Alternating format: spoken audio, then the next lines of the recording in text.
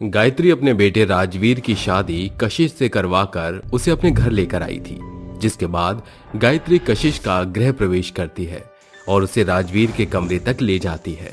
अरे बहू, ये मेरे बेटे राजवीर का कमरा है। अब ये कमरा तेरा हुआ। अपना जो भी सामान है सारा सही से रख लेना। ये कहकर गायत्री वहां से चली जाती है, जिसके बाद कमरे में राजवीर आता है और कशिश से बातें करने लगता है। कुछ ही देर में वो दोनों सो जाते हैं और अगले दिन सुबह कशिश जल्दी उठकर किचन में पहुंच जाती है और सबके लिए नाश्ता बनाने लगती है। तभी गायत्री नाश्ता करने के लिए आ रही होती है, लेकिन जैसे ही उसकी नजर अपने बेटे राजवीर के कमरे में पड़ती है, वो कमरे में जाकर देखने लगती है। अरे, इस डिब्बे में क्या रखा है? बहुत ही चमक रहा है ये तो। गायत्री कशिश की मेकअप करने की किट को खोलकर देखती है, जिसके अंदर उसे मेकअप करने का कई सारा सामान दिखाई देता है, जिसको देखकर वो अपने मन में सोचती है, इतना सारा मेकअप का सामान, तभी तो मैं सोचूं हमारी बहू इतनी गोरी और चमकीली चमड़ी वाली कैसे पैदा हुई।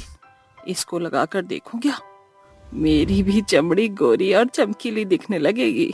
गायत्री कशिश के मेकअप के सामान को छेड़ने लगती है, जिसके बाद वो शीशे के सामने खड़ी होकर कभी आईलाइनर तो कभी लिपस्टिक तो कभी फेस पाउडर लगाने लगती है, जिसके बाद वो अपना पूरा मेकअप करके नाश्ते के टेबल पर पहुंच जाती है।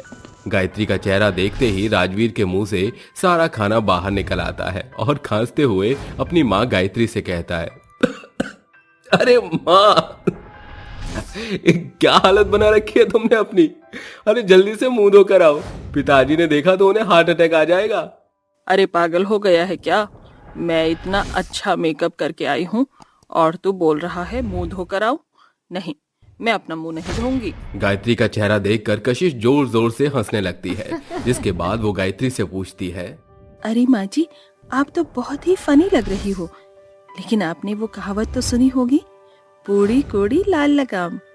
अरे माँ जी, आपको ये तैयार होना, मेकअप करना अब इस उम्र में शोभा नहीं देता। जरा अपने आप को आईने में देखिए, किसी जोकर से कम नहीं लग रही हो। अरे, तूने मुझे बूढ़ी कैसे बोला? अभी तो मैं जवान हूँ। और तुझे क्या लगता है कि मेकअप सिर्फ तू ही कर सकती है? अब देख, मैं मेकअप करना भी सीख लूंगी और तुझसे ज्यादा खूबसूरत दिखूंगी।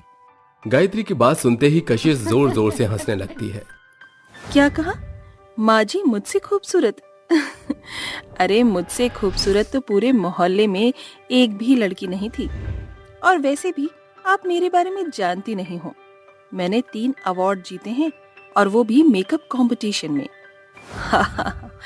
जरूर होगी तू अपने मोहल्ले की सबसे खूबसूरत, लेकिन यहाँ तो सबसे खूबसूरत मैं ही हूँ, और मेरी खूबसूरती के आगे तो तू भी कुछ नहीं है। मेकअप के ऊपर ही दोनों सास बहू के बीच में बहस होने लगती है, जिससे राजवीर बहुत परेशान हो जाता है और गुस्से से खाने की टेबल से उठते हुए कहता है, अरे अरे बस करो, तुम दोनों आपस में क्यों लड़ रही हो, और वो भी मेकअप के पीछे। अरे माँ, आप भी ना जरा देखो आईने में खुद को, ऐसे कोई मेकअप करता है क्या? तभी राजवीर के पिता कर्नल वहां पहुंच जाते हैं। जैसे ही उनकी नजर अपनी पत्नी गायत्री के चेहरे पर पड़ती है, वो उसे देखकर दूर दूर भागने लगते हैं। अरे राजवीर बेटा, ये कौन है जो हमारे घर में सुबह सुबह आ गई? इसे यहाँ से भगाओ, अरे जल्दी करो, इसे यहाँ से भगा दो। कर्नल का ऐसा बर्ताव देखकर गायत्री की आंखों में आंसू आ जाते हैं और वो रोते हुए अपने कमरे में चली जाती है, जिसके बाद वो अपना मुंह धोती है और शीशे के आगे बैठकर खुद से कहती है, अब चाहे कुछ भी हो जाए, मैं अपने चेहरे पर ऐसा मेकअप करूंगी कि पूरी दुनिया मेरे मेकअप की तारीफ करेगी, और फिर देखती हूँ इस कशिश की बच्ची को भी। ऐसे ही धीरे धीरे दिन बीतने लगते हैं और अब गायत्री अपने चेहरे पर कई सारा मेकअप पोत कर यहाँ से वहाँ घूमती रहती है। एक दिन गायत्री मेकअप लगाकर बाजार से सब्जी लेने जाती है, जिसके बाद बाजार में सभी लोग बस उसे ही घूरते रहते हैं। अरे वाह, देखो तो सही, सभी लोग मुझे कितना घूर घूर कर देख रहे हैं। मुझे तो पूरी फिल्म स्टार वाली फीलिंग आ रही है।